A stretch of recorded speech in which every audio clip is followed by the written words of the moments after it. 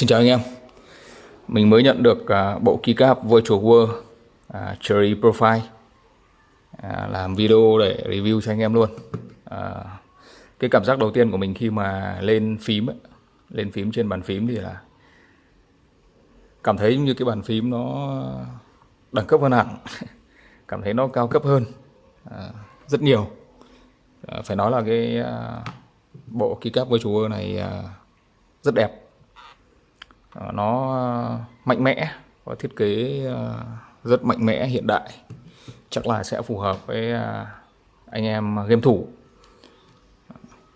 Khi mà lên phím thì như mọi người nhìn thấy này, do là cái góc cạnh của nó rất là vuông vắn, khi mà chúng ta lên phím mình nhìn thấy những cái đường giữa các cái hàng phím với nhau nó thẳng, nhìn nó rất là mạnh mẽ và cứng cáp.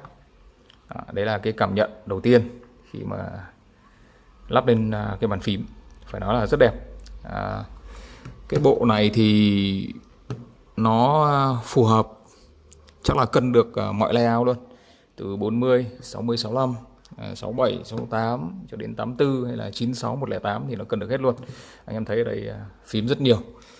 Ngoài những cái phím in truyền thống thì có những cái phím mà in với những cái họa tiết nhìn nó rất là hiện đại.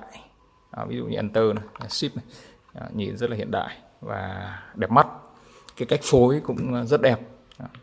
Hàng F thì là có 4 phím ở giữa màu trắng, và cái cách mà bố trí màu sắc nó rất là hợp lý, phải nói là rất đẹp. Xem nào,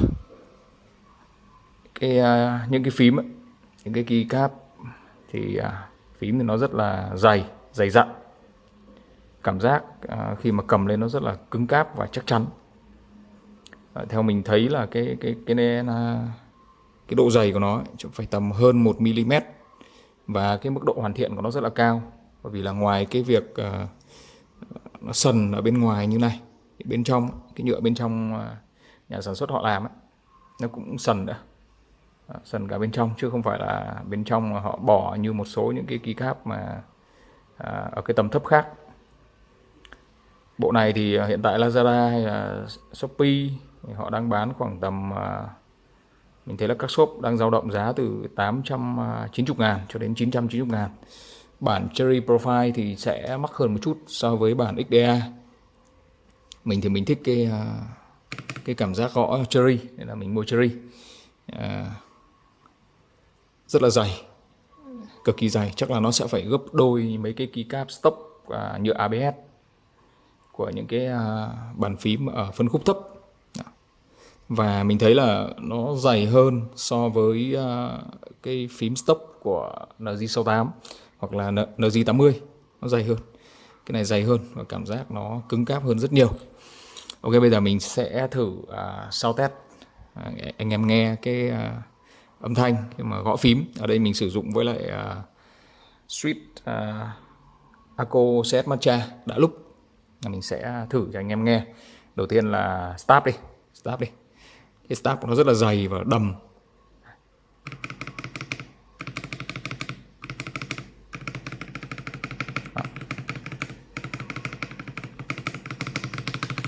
Nghe rất là đầm.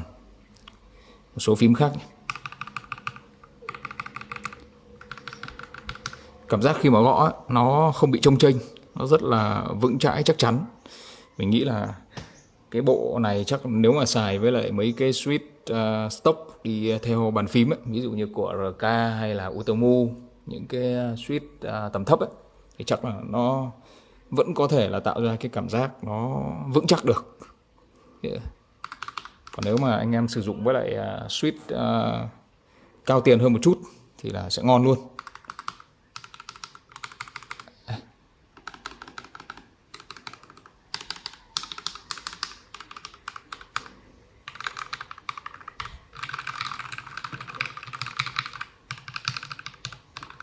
Cảm giác rất là chắc chắn, vững vàng.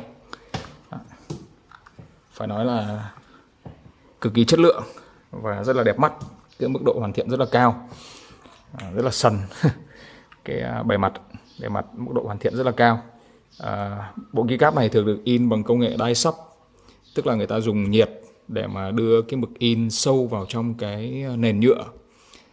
Cho nên là về độ bền thì mình nghĩ chắc là nó sẽ cực kỳ bền, khó thể nào mà có thể mờ chữ được, ngay cả khi mà chúng ta sử dụng trong thời gian dài, sử dụng liên tục hàng ngày trong thời gian dài thì cũng chưa chắc nó đã mờ bay được cái này. Ok, nếu mà anh em thấy bộ này nó đẹp thì có thể đặt mua. Mình thấy là mỗi tháng thì vào những ngày chung ấy, ví dụ mùng 9 tháng 9, mùng 10 tháng 10 thì trên các trang thương mại điện tử họ sale khá nhiều, thì anh em có thể cân nhắc mua bộ này về chơi. Vì thực sự là có thể sử dụng lâu dài, có thể lắp trên phím mà sử dụng lâu dài được, bởi vì nó rất là đẹp, sử dụng thì ổn định, chắc chắn, rất đẹp. Ok, xin cảm ơn anh em đã xem video và xin hẹn gặp lại ở những video lần sau. Xin chào tạm biệt.